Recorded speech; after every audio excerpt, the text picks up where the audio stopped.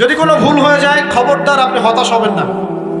ভুল হয়ে গেলে কখনো হতাশ হবেন না। হতাশা শয়তানের পক্ষ থেকে আসে।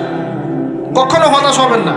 দেন ওযু করে জায়নামাজে দাঁড়িয়ে 2 রাকাত নামাজ পড়ে আল্লাহকে বলবেন, আল্লাহ আমার ভুল হয়ে গেছে, আমাকে মাফ করে দাও। পারা যাবে ইনশাআল্লাহ। জীবনে কখনো হতাশ হবেন না। জীবনে যাই হয়ে যাক না কেন কখনো হতাশ হবেন না। মনে রাখবেন আল্লাহ আপনার রব, আল্লাহ আপনার সাথে আছেন ইনশাআল্লাহ। অতএব নারীর ফিতনা থেকে নিজেকে বাঁচিয়ে রাখার চেষ্টা করুন। আল্লাহ পাক তৌফিক এনায়েত করুন। আরেক শ্রেণীর ব্যক্তি আছে যাদেরকে আল্লাহ পাক আরশের ছায়া দিবেন। তারা কারা? যারা গোপনে আল্লাহকে স্মরণ করে কাঁদতে পারে। বলি সুবহানাল্লাহ। এখন এই দুটো হাদিসের মধ্যে যুবকদের অবস্থান কি পেয়েছেন? আচ্ছা, আরেকটা শোনাই এবার। নবী সাল্লাল্লাহু আলাইহি ওয়াসাল্লাম বলেছেন 5টা জিনিস আসার আগেই 5টা বিষয়কে মূল্যায়ন করো। 1, তোমার বার্ধক্য আসার আগেই তোমার যৌবনকে মূল্যায়ন করো। যৌবনের গুরুত্ব পেলেন তো এবার? তোমার মৌত আসার আগেই তোমার জীবনকে মূল্যায়ন করো। অসচ্ছলতা আসার আগেই সচ্ছলতাকে মূল্যায়ন করো। অসুস্থতা আসার আগেই সুস্থতাকে মূল্যায়ন করো। এবং এই যে কথাটা বললাম যে তোমার বার্ধক্য আসার আগেই যৌবনকালটাকে মূল্যায়ন করো। এই হাদিসগুলোর মধ্যে আমরা সংক্ষিপ্ত পরিসরে যৌবনকালের গুরুত্ব পাচ্ছি কিনা ভাই? এখন এই যৌবনকালটা আমাদের কাটানো উচিত আল্লাহ পাকের ইবাদতের মধ্য দিয়ে। আমরা সবাই জান্নাতে চলে গেলাম মনে করেন, আল্লাহ কবুল করুন। জান্নাতে যাওয়ার পরে কি সময় শেষ হয়ে যাবে না সময় আরো চলতে থাকবে? আচ্ছা, জান্নাতে যাওয়ার পরে 1 কোটি 2 কোটি 5 কোটি 10 কোটি 100 কোটি বছর পর এই জান্নাতীরা কি করবে, কি খাবে, কোথায় ঘুরবে, কোথায় ফিরবে আল্লাহ রাব্বুল আলামিন এখনই সেটা জানেন। আলহামদুলিল্লাহ, বলেন আল্লাহু আকবার। আল্লাহকে চিনি একটু, আল্লাহ পাক এখনই সেটা জানেন, এই মুহূর্তে জানেন। যদি এখানে কোনো ভাই থাকেন, ফর এক্সাম্পল অমুক ভাইয়ের নাম আব্দুল্লাহ, এই ভাই মনে করেন জান্নাতে যাবেন ইনশাআল্লাহ, কথার কথা বলছি, কথার কথা। এখন তিনি জান্নাতে যাওয়ার 100 কোটি বছর পরে কোন হুরের সাথে কোথায় ঘুরে বেড়াবেন আল্লাহ পাক এখনই তা জানেন। আল্লাহ পাককে চিনতে শিখুন। আবার আমাদের মধ্যে আল্লাহ না করুক কেউ যদি জাহান্নামে যায়, সে ব্যক্তি জাহান্নামে যাওয়ার কোটি কোটি বছর পর কি আযাব ভোগ করবে আল্লাহ পাক এখনই এই মুহূর্তে সেটা জানেন। এবং আগেও জানতেন। আল্লাহ পাকের কোনো শুরু নাই, আল্লাহ পাকের কোনো শেষ নাই। আল্লাহ পাকের কোনো শুরু নাই, আল্লাহ পাকের কোনো শেষ নাই। এমন নয় যে আল্লাহ পাক আমাদেরকে সৃষ্টি করে সৃষ্টিকর্তা হয়েছেন, রিজিক দাতা হয়েছেন, পালনকর্তা হয়েছেন, এমন নয়। সৃষ্টি করার আগে থেকেই আল্লাহ পাক সৃষ্টিকর্তা, পালনকর্তা, রিজিক দাতা সবকিছুই ছিলেন। বলেন আল্লাহু আকবার। আল্লাহ পাক একজন, তার কোনো শরীক নাই। আল্লাহ রাব্বুল আলামিনের জ্ঞান অসীম। এটার উদাহরণ হাদিসে দেয়া হয়েছে এভাবে যে মুসা এবং খিদির আলাইহিস সালাম নৌকায় সফর করছেন, একটা পাখি এসে নদী থেকে 1 ফোঁটা পানি খেয়ে চলে গেল। তখন খিদির আলাইহিস সালাম বলছেন, হে মুসা, এই পাখিটা নদী থেকে যতটুকু পানি পান করতে পেরেছে এই পানিটুকু হচ্ছে পুরো পৃথিবীর সমস্ত মাখলুকের জ্ঞান। আর এই পুরো নদীতে যত পানি আছে, এই সাগরে যত পানি আছে, এগুলো হলো আল্লাহ রাব্বুল আলামিনের জ্ঞান। আমি কি বুঝাতে পারছি ভাই? এখন সেই আল্লাহ রাব্বুল আলামিন যখন কোনো বিষয়কে সত্য বলবেন, সেটা সত্য কিনা আল্লাহ পাক এখন বলছেন, আমি জিন আর মানব জাতিকে শুধু আমার ইবাদত করার জন্য সৃষ্টি করেছি। তার মানে জিন সত্য কিনা? আচ্ছা, একটু বলে দেই, মানুষের মধ্যে যেমন ভালো মন্দ আছে, জিন জাতির মধ্যেও কি আছে? ভালো মন্দ আছে। দুষ্ট জিন মানুষের ক্ষতি করার চেষ্টা করে। কি করে ভাই? এবং দিন দিন কিন্তু এর প্রভাবটা বাড়ছে। তো এখান থেকে বাঁচার জন্য কিছু প্রোটেকশন আগে বলে দেই, তারপর সামনে যাই। প্রত্যেক দিন সকালে এবং সন্ধ্যায় 3 বার করে সূরা ইখলাস পড়বেন। কুল হুয়াল্লাহু আহাদ, আল্লাহুস সামাদ, লাম ইয়ালিদ ওয়া লাম ইউলাদ ওয়া লাম ইয়াকুল লাহু কুফুয়ান আহাদ। সকালে সন্ধ্যায় কয়বার?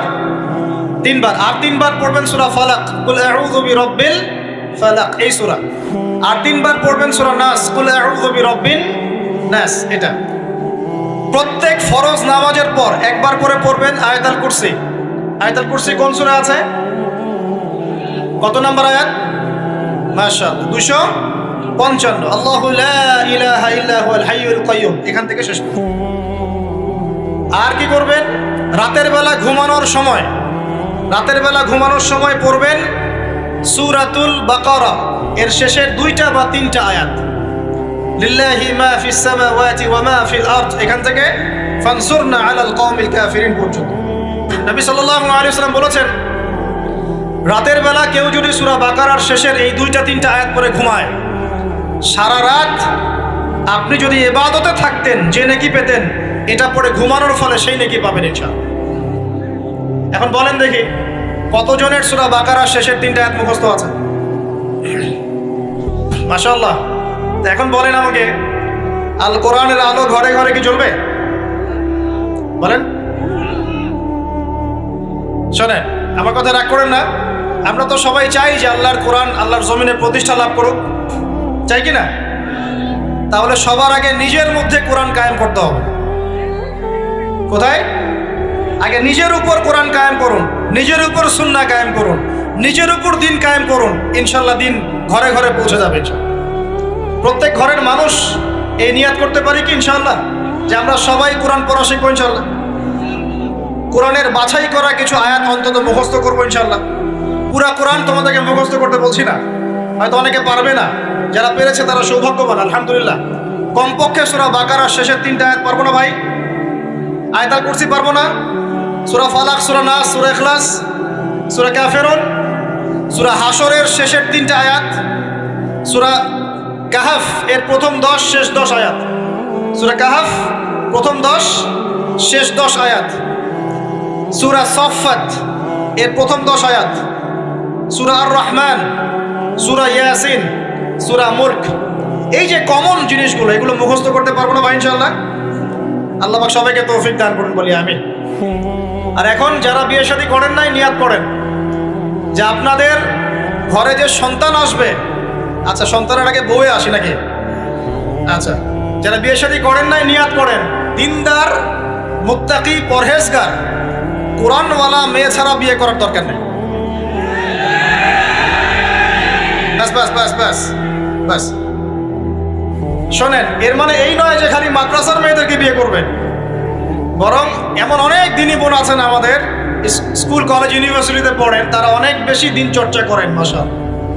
আমি বলেছি কোরআনওয়ালা দিনদার পর্দাশীল নারী বিয়ে করবেন, এবং দ্বিতীয় নিয়াত করেন যে সন্তানই হবে কমপক্ষে একটা সন্তানকে হাফেজে কোরআন বানাবেন ইনশাআল্লাহ, একটা সন্তানকে আলেম বানাবেন ইনশাআল্লাহ। আপনার মেয়ে হলে সেই মেয়েকে আয়েশা রাদিয়াল্লাহু আনহার মতো বানান ইনশাআল্লাহ। আপনার ছেলে হলে আপনার ছেলেকে আবু বকর, ওমর, ওসমান, আলী রাদিয়াল্লাহু আনহুম আজমাইন তাদের আদর্শ করে তোলেন ইনশাআল্লাহ। পারা যাবে না ভাই? যখন ঘরে ঘরে কোরআনওয়ালা মানুষ তৈরি হবে না, আল্লাহর জমিনে আল্লাহর দিন এমনি প্রতিষ্ঠা হয়ে যাবে ইনশাআল্লাহ। বাতিল কোন দিক পালিয়ে যাবে? ঠিক নাই? সবকিছু শেষ আছে না বলেন তো? সব কিছু শেষ আছে। নমরুদ আছে না নাই? দুনিয়াতে আছে। মানুষ তার নামও স্মরণ করে। যখন সে দুনিয়া ছিল মনে হচ্ছিল দুনিয়াটাই তার, তখন মনে হচ্ছিল কি দুনিয়াটাই নমরুদের। ফেরাউন দুনিয়া আছে না নাই? আছে। তার নামও কি মানুষ স্মরণ করে? যখন ফেরাউনের রাজত্ব ছিল, যুগ ছিল, তখন মনে হতো যে পুরো দুনিয়াটাই ও। কথা বুঝতে পারছেন না? এরকম প্রত্যেক যুগে যুগে। আজ জাতির নাম শুনেছেন? আজ জাতি এই তাল গাছের সমান লম্বা চওড়া ছিল এক একজন, বিশ্বাস করছেন না? তাল গাছের সমান লম্বা চওড়া ছিল, এবং পাহাড় কেটে কেটে তারা বাড়িঘর নির্মাণ করত। তাদের কাছে আল্লাহ পাক নবী হিসেবে পাঠিয়েছিলেন হুদ আলাইহিস সালামকে। কোন নবী? সূরা হুদ পড়ে দেখবেন। আপনি যদি কবিতা, সাহিত্য, ছন্দ এগুলো পছন্দ করেন তাহলে সূরা হুদ আপনার জন্য। সুবহানাল্লাহ। আপনি যদি কবিতা, সাহিত্য, ছন্দ, বালাগাত পছন্দ করেন, সূরা আর রহমান আপনার জন্য, সূরা হুদ আপনার জন্য, সূরা শুআরা এগুলো আপনার জন্য। এত চমৎকার কাব্যিক বিন্যাস আছে, মানে কবিতার ছন্দে ছন্দে উপন্যাস ব্যাখ্যা করা হয়েছে বলে। সুবহানাল্লাহ। মানুষ তো কোরআনকে মূল্যায়ন করে না। আমি লাস্ট জুমার খুতবার একটা লেকচারে বলেছিলাম, সূরা ইউসুফ, এই যে এখন সারা বিশ্বে অর্থনীতি নিয়ে যে কত কথা হচ্ছে, অর্থনৈতিক সংকট, এইটা সেটা বলা হচ্ছে না, সবার ঘরে ঘরে এগুলো আলোচনা হয় তো মাশাআল্লাহ। আপনি বিশ্বাস করেন সূরা ইউসুফের মাত্র 4টা আয়াতের মধ্যে আল্লাহ পাক এই পুরো বিশ্বের অর্থনৈতিক সমস্যার সমাধান দিয়ে দিয়েছেন। বলে দিব কি সমাধান? পরে বলছি। আগে আপনাদের এই পয়েন্টটা শেষ করি। ঘরে ঘরে কোরআনওয়ালা মানুষ তৈরি হবে তো ইনশাআল্লাহ। আল্লাহ কবুল করুন, বলি আমিন। কোরআনের এই বিশেষ সূরাগুলো মুখস্থ করতে পারবো তো ইনশাল্লাহ ভাই? এগুলো নিয়মিত চর্চা করলে আপনাকে দুষ্ট জিন, জাদু, বদনজর এগুলো গ্রাস করবে না ইনশাল্লাহ। এখন আমাকে বলেন যে আল্লাহ পাকের ইবাদত করার জন্য আল্লাহ পাক এই দুনিয়াতে আমাদেরকে কত বছর সময় দিয়েছেন বলেন দেখি? সর্বোচ্চ কত হবে? সর্বোচ্চ 60, 70, 100 হতে পারে। এই তো, আমরা কি চিরস্থায়ী থাকবো এখানে না চলে যাব? আচ্ছা, দুনিয়ার জীবনটা তাহলে কি? আল্লাহ পাক বলছেন আল্লাযী খালাকাল মাউতা ওয়াল হায়াতা লিয়াবলুয়াকুম আইয়ুকুম আহসানু আমালা। আল্লাহ পাক জীবন মৃত্যু সৃষ্টি করেছেন কেন? আল্লাহ পাক পরীক্ষা করার জন্য যে এই দুনিয়ার জীবনে আমলে কে শ্রেষ্ঠ, আমলে কে শ্রেষ্ঠ। দুনিয়ার জীবনে আসার উদ্দেশ্য পেয়েছি আল্লাহর ইবাদত করা, এখন পেলাম আল্লাহ জীবন মৃত্যু কেন সৃষ্টি করেছেন? আমলে পরীক্ষা করার জন্য যে কে শ্রেষ্ঠ হচ্ছে। আমাদের উদ্দেশ্য কি? আমাদের উদ্দেশ্য হচ্ছে পুলসিরাত পার হয়ে জান্নাতে যাওয়া। উদ্দেশ্য কি? পুলসিরাত পার হয়ে জান্নাতে যাওয়া। সূরা আলে ইমরানের 185 নম্বর আয়াতে আল্লাহ পাক বলেছেন কুল্লু নাফসিন যায়িকাতুল মাউত, প্রত্যেকটা নফস মৃত্যুর স্বাদ গ্রহণ করবে, এরপর কিয়ামতের মাঠে তাদের আজর তাদেরকে পূর্ণ মাত্রায় বুঝিয়ে দেওয়া হবে। আল্লাহ পাক বলেন ফামান যুহজিহা আনিন নারি ওয়া উদখিলাল জান্নাতা ফাকাদ ফাজ। ওই দিন যে ব্যক্তিকে জাহান্নাম থেকে বাঁচানো হবে এবং জান্নাতে প্রবেশ করানো হবে সেই ব্যক্তি হচ্ছে সফল। কথা ঠিক কিনা? তাহলে উদ্দেশ্য পেলাম তো, আমাদের গন্তব্য পেলাম তো। আমাদের গন্তব্য কি তাহলে? জান্নাত। এখন এই দুনিয়ার জীবনে আমরা সর্বোচ্চ হয়তো 100 বছর বাঁচবো, আল্লাহ ভালো জানেন, তাই তো? এই দুনিয়ার জীবনের এই হায়াতের সবচেয়ে ইম্পর্টেন্ট টাইমটা কোনটা বলেন? সবচেয়ে ইম্পর্টেন্ট টাইম কোনটা? যৌবন কিনা? যৌবন কাকে বলে? যৌবন কাকে বলে? কত বছর থেকে কত বছর পর্যন্ত? 20 থেকে 40 বা 15 থেকে 40 বা 20 থেকে 50, এই তো? আচ্ছা, এই বয়সের মধ্যে কারা কারা আছেন হাত তোলেন দেখি। মাশাআল্লাহ, সবাই তো দেখে এই বয়সে হাত নামান। এখন এই বয়স সম্পর্কে আগে 2টা হাদিস শোনেন, আমার দিকে তাকান, তারপরে আমি বলছি অবস্থা কি, করণীয় কি। আমি বলেছি যুবকদেরকে কিছু নসিহত করবো আজকে, নিয়াত করেছি, ঠিক আছে ভাই? আচ্ছা, যুবকদের সম্পর্কে প্রথম হাদিস, রাসূল সাল্লাল্লাহু আলাইহি ওয়াসাল্লাম বলেছেন কিয়ামতের মাঠে মানুষ যখন উঠবে, আমরা উঠবো কিনা? আচ্ছা, নাকি উঠবো না? যারা আগুনে পুড়ে গেছে তারা উঠবে কিনা? যারা পানিতে ডুবে গেছে, যাদের লাশও খুঁজে পাওয়া যায় নাই, উঠবে কিনা? উঠবে। আচ্ছা, যখন মানুষ উঠবে তখন তাকে 5টা প্রশ্ন করা হবে। কয়টা ভাই? এই 5টা প্রশ্নের আগে সে তার পা সামনেও ফেলতে পারবে না, পিছনেও ফেলতে পারবে না। আমরা কি একটু চিন্তা করতে পারছি কত ভয়ঙ্কর হবে বিষয়টা? এই সামান্য গরমে আমাদের অবস্থা খারাপ, সূর্য সেদিন সামনে নিচে, আর মানুষ উঠে দাঁড়িয়ে আছে, তাদেরকে 5টা প্রশ্ন করা হবে। যতক্ষণ পর্যন্ত প্রশ্নের উত্তর দিতে পারছে না, সামনেও যেতে পারবে না, পিছনেও আসতে পারবে না, পা নড়াতে পারবে না। 1, তোমার পুরো জীবনটা তুমি কোন কাজে ব্যয় করেছো? উত্তর কি রেডি আছে আমাদের কাছে? আমরা কি বলতে পারবো হে আল্লাহ আমরা আমাদের পুরো জীবন তোমার ইবাদত করে কাটিয়েছি? 2, তোমার যৌবন স্পেশালি তুমি কোন কাজে ব্যয় করেছো? তোমার যৌবন তুমি স্পেশালি কোন কাজে ব্যয় করেছো? যুবকরা কি উত্তর দেওয়ার জন্য প্রস্তুত আছে যে আমাদের যৌবন আমরা আল্লাহর পথে কাটিয়েছি? সবাই কি বলতে পারবো? 3 নাম্বার, তোমার রিজিকের উৎস কি ছিল? কোন পথে সম্পদ অর্জন করেছো? 4 নাম্বার, কোন পথে সম্পদ ব্যয় করেছো? কোন কোন খাতে সম্পদ ব্যয় করেছো? আমরা কি আমাদের আয় এবং ব্যয়ের হিসাব দেওয়ার জন্য প্রস্তুত? 5, তোমাকে আমি যে জ্ঞান দিয়েছিলাম সেই জ্ঞান অনুযায়ী আমল করেছো কিনা? আল্লাহ পাক আমাকে আপনাদের সবাইকে তৌফিক দান করুন, জানা অনুযায়ী আমল করার তৌফিক দান করুন। এই 5টা প্রশ্নের মধ্যে যৌবনকাল ইম্পর্টেন্ট কিনা ভাই? গুরুত্বপূর্ণ কিনা? মাথায় রাখি। সামনে একটা হাদিস শুনুন, রাসূল সাল্লাল্লাহু আলাইহি সাল্লাম বলছেন যে এই কিয়ামতের মাঠেই 7 শ্রেণীর মানুষকে আল্লাহ পাক বিশেষ মেহমানদারির ব্যবস্থা করবেন, আরশের ছায়ায় ছায়া দিবেন ইনশাআল্লাহ। কোথায় ছায়া দিবেন? ওই দিন এই ছায়া ছাড়া অন্য কোনো ছায়া থাকবে না। নবী সাল্লাল্লাহু আলাইহি ওয়াসাল্লাম বলছেন তার মধ্যে প্রথম শ্রেণী হচ্ছে ইমামুন আদিল, ন্যায়পরায়ণ শাসক। ন্যায়পরায়ণ, আচ্ছা, ন্যায়পরায়ণ শাসকের একটা এক্সাম্পল দেই। মক্কার জাহেলি যুগে সাহাবীরা ঈমান নিয়ে এসেছেন, বাস তাদের উপর নির্মম নির্যাতন শুরু হয়ে গেছে, আবু জেহেল, আবু লাহাব, উতবা, শাইবা। তখন সাহাবীরা আল্লাহ রাসূলের কাছে এসে বলছেন ইয়া রাসূলুল্লাহ আপনি একটু বদদুয়া করেন, তাদের উপর বদদোয়া করেন, আমরা তো আর পারছি না। নবী সাল্লাল্লাহু আলাইহি ওয়াসাল্লাম বললেন, তোমরা মক্কা থেকে হিজরত করে হাবাসায় চলে যাও। কোথায়? হাবাসা। হাবাসা মানে হচ্ছে আবিসিনিয়া। আবিসিনিয়া মানে এখনকার ইথিওপিয়া, ইরিত্রিয়া। নাম শুনেছেন কি? বিশেষ কোচিং তো করছেন অনেকে। আফ্রিকা মহাদেশের একটা ছোট্ট দেশ ইরিত্রিয়া, ওখানে চলে যাও। তখন বলেছিলেন তিনি হাবাসায় চলে যাও। সাহাবীরা জিজ্ঞাসা করছেন হাবাসায় কেন? নবী সাল্লাল্লাহু আলাইহি ওয়াসাল্লাম বলছেন, সেখানে একজন খ্রিস্টান ন্যায়পরায়ণ শাসক আছেন, যার রাজ্যে কেউ জুলুমের শিকার হয় না। কি বললাম বলেন তো? হাবাসা কে আছেন? একজন মুসলিম না খ্রিস্টান? খ্রিস্টান ন্যায়পরায়ণ শাসক আছেন, যার রাজ্যে কেউ জুলুমের শিকার, মুসলমান নন এমন একজন শাসকের প্রশংসা করে আমাদের নবীজি বললেন তার রাজ্যে কেউ জুলুমের শিকার হয়। সুবহানাল্লাহ। সাহাবীরা সেখানে হিজরত করলেন। নেতৃত্ব দিয়েছেন জাফর বিন আবি তালেব রাদিয়াল্লাহু আনহু। সেই সাহাবী বাদশাহ নাজাশী, তার নাম ছিল বাদশাহ নাজাশী, তার সামনে দাঁড়িয়ে সূরা মারিয়াম তেলাওয়াত করেছিলেন। ওই সূরা মারিয়ামে ইয়াহইয়া, জাকারিয়া, ঈসা, তার মা, এই গল্প ঘটনাগুলো আছে। এই সূরার তেলাওয়াত শুনে বাদশাহ নাজাশীর চোখ দিয়ে পানি পড়তে পড়তে দাড়ি ভিজে গিয়েছে। সুবহানাল্লাহ। শেষে তিনি ঈমান নিয়ে আসেন, মুসলমান হন, আলহামদুলিল্লাহ। আমাদের নবীজি তার জানাজার নামাজ পড়েছিলেন। আমাদের নবীজি তার গায়েবানা জানাজার নামাজও পড়েছেন। বলেন সুবহানাল্লাহ। এখানে একটা পয়েন্ট খালি বলতে চাই, একজন অমুসলিম শাসক সম্পর্কে আমাদের নবীজি মন্তব্য করেছিলেন তার রাজ্যে কেউ জুলুমের শিকার হয় না। আর আজকের দিনে সারা বিশ্বের কোনো কোনো ক্ষেত্রে মুসলিম শাসকদের ব্যাপারেও এই কথা বলা যায় না যে তার রাজ্যে কেউ জুলুমের শিকার হয়। আল্লাহ পাক বলছেন, আরশের ছায়া আমি ছায়া দিব 7 শ্রেণীর মানুষকে। কয় শ্রেণী? তার মধ্যে প্রথম শ্রেণী হচ্ছে ইমামুন আদিল, ন্যায়পরায়ণ শাসক। আল্লাহ পাক আমাদের সমস্ত শাসকদেরকে ন্যায়পরায়ণ হওয়ার তৌফিক দান। 2 নাম্বার, সেই যুবককে আমি সেখানে আশ্রয় দিব যেই যুবক তার যৌবনকালটা আল্লাহর পথে কাটিয়ে দিয়েছে। এবার কি হাদিসটা আপনি পেয়েছেন? এর আগের হাদিস কি শুনলেন?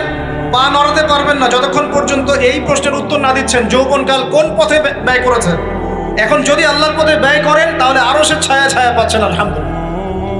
বাকিগুলো কারা কারা একটু বলে দেই। 3 নাম্বার হচ্ছে সেই ব্যক্তি যে একজন আরেকজনকে মহব্বত করে, এক ব্যক্তি আরেক ব্যক্তিকে মহব্বত করে শুধুমাত্র আল্লাহর সন্তুষ্টির জন্য। কথা কি বুঝতে পারছেন? এই মহব্বত আবার এই ছেলে মেয়ের ফ্রি মিক্সিং না। কথা বুঝতে পারেনি? দিনের খাতিরে মহব্বত, আল্লাহর জন্য মহব্বত, আল্লাহর জন্য। 4 নাম্বার এমন ব্যক্তি যে এত গোপনে দান করে যে তার বাম হাত জানে না ডান হাত কি দান করেছে। আর এক শ্রেণীর ব্যক্তি আছে যাদেরকে আল্লাহ পাক আরশের ছায়া ছায়া দিবেন। তারা কারা? যারা গোপনে আল্লাহকে স্মরণ করে কাঁদতে পারে। বলি সুবহানাল্লাহ। এখন এই দুটো হাদিসের মধ্যে যুবকদের অবস্থান কি পেয়েছেন? আচ্ছা, আরেকটা শোনাই এবার। নবী সাল্লাল্লাহু আলাইহি ওয়াসাল্লাম বলেছেন 5টা জিনিস আসার আগেই 5টা বিষয়কে মূল্যায়ন করো। 1, তোমার বার্ধক্য আসার আগেই তোমার যৌবনকে মূল্যায়ন করো। যৌবনের গুরুত্ব পেলেন তো এবার? তোমার মৌত আসার আগেই তোমার জীবনকে মূল্যায়ন করো। অসচ্ছলতা আসার আগেই সচ্ছলতাকে মূল্যায়ন করো। অসুস্থতা আসার আগেই সুস্থতাকে মূল্যায়ন করো। এবং এই যে কথাটা বললাম যে তোমার বার্ধক্য আসার আগেই যৌবনকালটাকে মূল্যায়ন করো। এই হাদিসগুলোর মধ্যে আমরা সংক্ষিপ্ত পরিসরে যৌবনকালের গুরুত্ব পাচ্ছি কিনা ভাই? এখন এই যৌবনকালটা আমাদের কাটানো উচিত আল্লাহ পাকের ইবাদতের মধ্য দিয়ে। এই যৌবনকালটা আমাদের কাটানো উচিত কয়েকটা বিষয়ের মধ্য দিয়ে। তার মধ্যে আমি 10টা পয়েন্ট আপনাকে বলবো। কয়টা ভাই? 10টা। 1, এই যৌবনকালে সবার আগে আমাদের কর্তব্য হচ্ছে দ্বীনের ইলম অর্জন করা। কি করা ভাই? দ্বীনের ইলম অর্জন বলতে আমি কি বোঝাচ্ছি? দ্বীনি ইলম অর্জন বলতে আপনাকে আমি বোঝাচ্ছি যে কমপক্ষে কোরআনটুকু তেলাওয়াত করতে শিখুন, হাদিসগুলো পড়তে শিখুন, ইসলামী বইপত্র পড়াশোনা করুন, পাশাপাশি জেনারেল সাবজেক্টগুলো পড়াশোনা করুন। এদিকে আপনি এগিয়ে যান, এদিকেও এগিয়ে যান, 2 দিকে আগাতে থাকেন। এর পাশাপাশি বরেণ্য ওলামায়ে কেরামদের সোহবতে থাকার চেষ্টা করেন। যারা রিনাউন্ড এবং বরেণ্য ওলামায়ে কেরাম তাদের সোহবতে থাকার চেষ্টা করেন। ইলম অর্জনের অনেক ধাপ আছে। শুরু করেন কোরআন তেলাওয়াত দিয়ে, তারপরে আস্তে আস্তে হাদিসে যান, কোরআনের তাফসিরে যান, ইতিহাস পড়েন, ইসলামের ইতিহাস পড়েন, ইসলামিক অর্থনীতি পড়েন, রাসূলের জীবনী সিরাত পড়ে দেখেন, ইসলামিক ফিকহের বইগুলো পড়ে দেখেন। আস্তে আস্তে গ্র্যাজুয়ালি আপনি সামনে যান। এই সিলেবাসটা আপনি কোত্থেকে পাবেন? এই সিলেবাসটা দেখবেন প্রত্যেক জেলায় জেলায় বরেণ্য কওমি ওলামায়ে কেরাম আছেন না, তাদের সাথে পরামর্শ করবেন, আপনাকে সুন্দর সিলেবাস করে দিবে ইনশাআল্লাহ। এইভাবে আপনি পড়াশোনা করবেন এবং ওস্তাদের সাথে থেকে পড়াশোনা করবেন। একা একা সব কিছু করা যায়? একা একা সব কিছু করা যায় না, একটা সিলসিলা লাগে, একটা ওস্তাদের সোহবত লাগে নাকি? একা একা কি কোরআন সুন্নাহ সব বুঝে ফেলতে পারবেন আপনি? তাই মনে হয়? কখনোই না। অতএব বরেণ্য আলেমদের সোহবত লাগবে, আবার আপনার চেষ্টাও লাগবে। আল্লাহ পাক তৌফিক দান করুন। এই যৌবনকালের প্রথম কাজ কি ভাই? ইলম অর্জন করা। 2 নাম্বার, এই যৌবনকালে আমরা যে পরিমাণ ফিজিক্যালি ফিট থাকি, শরীরে শক্তি থাকে, উদ্যম থাকে, আমাদের বয়সটা 40-50 হয়ে গেলে সেটা থাকবে না। থাকবে? অতএব এই যৌবনকালে বেশি বেশি ইবাদত করতে থাকেন, আল্লাহ পাক তৌফিক দান। এই যৌবনকালে 5 ওয়াক্ত নামাজ তো পড়বেনই, এর পাশাপাশি নফল নামাজগুলো পড়ার চেষ্টা করবেন। এর পাশাপাশি আপনি চেষ্টা করবেন তাহাজ্জুদের ওয়াক্তে একটু নামাজ পড়ার জন্য, কমপক্ষে 2 রাকাত, কমপক্ষে 2 রাকাত, অ্যাটলিস্ট 2 রাকাত নামাজ তাহাজ্জুদের সময় পড়ার চেষ্টা করি। আল্লাহ আমাকে তৌফিক দেখ, আপনাদের সবাইকে তৌফিক দান। ওই সময় আপনি যে দোয়াই করবেন আল্লাহর কাছে কবুল হবে ইনশাআল্লাহ। যে দোয়াই করবেন আল্লাহ কবুল করবেন ইনশাআল্লাহ, যদি আপনার রিজিকটা কি হয়? হালাল হয়। হারাম রিজিক দিয়ে ইবাদত কবুল হয়? হারাম রিজিকের দোয়া কবুল হয়? কবুল হয় না। 3 নাম্বার, এই যৌবনকালে আমরা রাসূলের সুন্নতের উপর বেশি আমল করবো ইনশাআল্লাহ। করা যাবে ইনশাআল্লাহ? আমরা নিয়াত করতে পারি যে ইনশাআল্লাহ চেহারাগুলো পরিবর্তন হবে। চেহারা পরিবর্তন মানে কি? হ্যাঁ, রাখা যাবে না? এখনো গজায় নাই। প্রত্যেক সপ্তাহে আপনাকে নবীর সুন্নতের উপর এরকম করে কুরবানি এবং জবাই করতে কে বলেছে? নবী সাল্লাল্লাহু আলাইহি ওয়াসাল্লামের সুন্নতকে জবাই করাটা কি ভালো কাজ? হ্যাঁ বলেন তো। আমরা তো এমন অনেক নাপিত ভাইদেরকে চিনি যারা এই ধরনের বক্তব্যগুলো শুনে আলহামদুলিল্লাহ জীবন পরিবর্তন করেছেন। তার দোকানে লিখে দিয়েছেন এখানে চুল কাটা হয়, দাড়ি শেভ করা হয় না। খুশি হন নাই? মুসলিমদের কথা বলছি, অমুসলিমদেরকে নিয়ে আমাদের চিন্তা নাই তো? চিন্তা আছে? একটা কথা মনে রাখবেন, একটু কথাটা মনের কান দিয়ে শোনেন। দাড়ি হচ্ছে একমাত্র ভিজিবল সুন্নত। দাড়ি হচ্ছে একমাত্র ভিজিবল সুন্নত। ভিজিবল মানে কি? যা দেখা যায়। দাড়ি একমাত্র ভিজিবল সুন্নত, দৃশ্যমান সুন্নত, যেটা নিয়ে আপনি আমি কবরে যাবো ইনশাআল্লাহ। আর কোনো সাইন দেখে বোঝার বুদ্ধি নাই এই ব্যক্তি কত বড় মুসলিম, কত বড় সুন্নতের পাবন ছিল। খালি কপালের সেজদার দাগ আর চেহারার দাড়ি বাকি থাকবে। কথা বুঝতে পারছেন ভাই? নিয়াত করা যায় একটু দাড়ি ছেড়ে দিব, নাকি দাড়ি রাখলে চাকরি পাবেন না?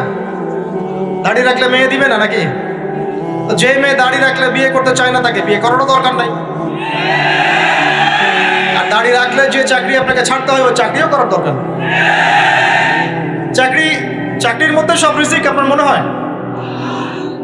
রিজিকের সবচেয়ে বড় অংশ আছে কিসের মধ্যে? বিজনেসের মধ্যে। যারা বিজনেস করে তাদের আন্ডারেই লক্ষ লক্ষ মানুষ চাকরি করে। বাংলাদেশে যে ইকোনমিক সিস্টেম, এই ইকোনমিক সিস্টেমের মূলে কারা জানেন? ব্যবসায়ীরা। কারা? বড় বড় ব্যবসায়ীরা। এমন অনেক ব্যবসায়ী আছেন যাদের একজনের জাকাতের টাকা দিয়ে একটা গ্রামের মানুষকে খাওয়ানো যায়। বিশ্বাস করছেন না? ইকোনমিক তো আমার সাবজেক্ট, আমরা পড়েছি এগুলো, পড়াশোনা করেন, দেখেন। বিজনেস, এরপরে আছে ক্রিয়েটিভ কোনো প্রজেক্ট, এমন কোনো প্রজেক্ট যেটা এখন পর্যন্ত কেউ লঞ্চ করে নাই। এখন অনলাইনে অনেকে আয় করেন না, আজকে থেকে 20 বছর আগে মানুষ এটা করেছিল। এখন অনেক মানুষ বাহির থেকে পড়াশোনা করে দেশে এসে এই যে ডেইরি প্রজেক্ট করছে, পোলট্রি করছে, নতুন নতুন অনেক প্রজেক্ট করছে না? কৃষিভিত্তিক অনেক কাজ করছে। তারা কি সচ্ছল না? আমি একজন ভাইয়ের কথা জানি, যিনি আলহামদুলিল্লাহ আল্লাহর এই অধম বান্দার ওয়াজ শুনে সুদের চাকরি ছেড়ে দিয়েছিলেন। চাকরি ছেড়ে দিয়ে তিনি চায়ের বিজনেস শুরু করেন, চায়ের বিজনেস। তো ইদানিং জানলাম তিনি এখন মানুষকে টাকা ধার দেন। মাশাআল্লাহ, তিনি এখন মানুষকে টাকা ধার দেন চায়ের ব্যবসা করেই। আর আমাকে তো এখনো মানুষের কাছে হাত পাততে হচ্ছে। কথা বুঝতে পারেন নাই? আল্লাহ পাক তাকে সুদ ছেড়ে দেওয়ার জন্য সচ্ছল করে দিয়েছেন। এই ওসিলা দিয়েই তিনি সচ্ছল হয়েছেন আলহামদুলিল্লাহ। রিজিক কার হাতে? এটা বিশ্বাস করেন, রিজিক আল্লাহর হাতেই। আল্লাহ পাক চাইলে আপনাকে বেহিসাব রিজিক দিবেন ইনশাআল্লাহ। অতএব সুন্নতকে বিসর্জন দিয়ে নয়, সুন্নতে থাকেন, আল্লাহ পথ খুলে দিবেন ইনশাআল্লাহ। আল্লাহ পাক তৌফিক দান করুন। যুবক ভাইদেরকে বলছিলাম, তাহলে প্রথম কাজ আমাদের ইলম অর্জন করা, তারপরে কি ভাই? নামাজের পাবন্ধ হওয়া, আর নামাজ ফরজের পাশাপাশি নফলগুলোও চর্চা করা। 3 নম্বর বলেছি রাসূলের সুন্নতের উপর একদম ইস্তেকামা, দৃঢ়ভাবে আমল করা। আর সুন্নত শিখতে হলেই তো 3 দিনের জন্য বেরিয়ে যান, 7 দিনের জন্য, 40 দিনের জন্য বেরিয়ে যান। সুন্নত শিখিয়ে আপনাকে বাসায় পাঠাই দেবে ইনশাআল্লাহ। পড়াবে না? অনেক মানুষ মনে করে যে তাদের ওখানে গেলে আমার আকীদা নষ্ট হয়ে যাবে, হ্যাঁ তাই না? তারা বিভ্রান্ত, হ্যাঁ নাউজুবিল্লাহ। স্বপ্নে পাওয়া ধর্ম, অনেকে টিটকারি মারে, স্বপ্নে পাওয়া ধর্ম। এইসব ব্যঙ্গের ছাতার মতো আদর্শের দিকে মুখ ফিরাবেন না। মাকবুল জামা, যেগুলো মাকবুল জামা, ক্লাসিক্যাল ইসলাম, এর মধ্যে থাকেন, আপনি বিভ্রান্ত হবেন না। তারা আপনাকে কখনো খারাপ কাজে আদেশ করেছে? কত চোর ডাকাত মদখোর মানুষ সেখানে গিয়ে 5 ওয়াক্ত নামাজি হয়ে গেছে, সুদের ব্যবসা ছেড়ে দিয়েছে, মাদক ছেড়ে দিয়েছে, আল্লাহর ওলি হয়ে গেছে আলহামদুলিল্লাহ। তো আপনাকে তারা সুন্নত শিখিয়ে বাসায় পাঠিয়ে দিবে। এছাড়া আপনি অন্যভাবে শিখতে চাইলে শিখবেন, সমস্যা কি? যদি মাদ্রাসায় পড়ার তৌফিক থাকে তাহলে পড়বেন। সবাই কি মাদ্রাসায় পড়ার তৌফিক পাবে? পাবে না। নিঃসন্দেহে কিছু মানুষ তৌফিক পাবে, কিছু মানুষ হয়তো পাবে না। যারা পাবে না তারা দিন শিখবে কিভাবে? এভাবেই তো শিখবে। সুন্নতের উপর আমল করতে হবে, এটা সবচেয়ে বড় কথা। আল্লাহ পাক আমাদের সবাইকে সুন্নাহর উপর আমল করার তৌফিক দান করুন। 4 নম্বর ভাই, যৌবনকালে আমরা আমাদের সময়গুলোকে মূল্যায়ন করবো ইনশাআল্লাহ। কথা বুঝতে পারছি ভাই? সময় মূল্যায়ন কেমন? আপনার দিন রাতের একটা রুটিন থাকবে, এলোমেলো লাইফ লিড করবেন না। এই যে আমরা, আল্লাহ মাফ করুক, আমরা এখন 3টায় 2টায় 4টায় ঘুমাই, 12টা 1টা 2টায় উঠি, নাউজুবিল্লাহ। এতে করে কি আমাদের রুটিন লাইফটা ঠিক আছে? আমাদের খাওয়ার ঠিক নাই, আমাদের ঘুমের ঠিক নাই, আমাদের মানে খাবারের যে অভ্যাস, খাদ্যাভ্যাসে ঠিক নাই। আমরা একটু খেলাধুলা আগে করতাম, সেটাও এখন করি না। সারাদিন ফোন নিয়ে বসে থাকি, আর এই যে ইউটিউব ফেসবুকে বসে থাকি। গোল হয়ে বসে লুডো খেলে। গোল হয়ে কি করে?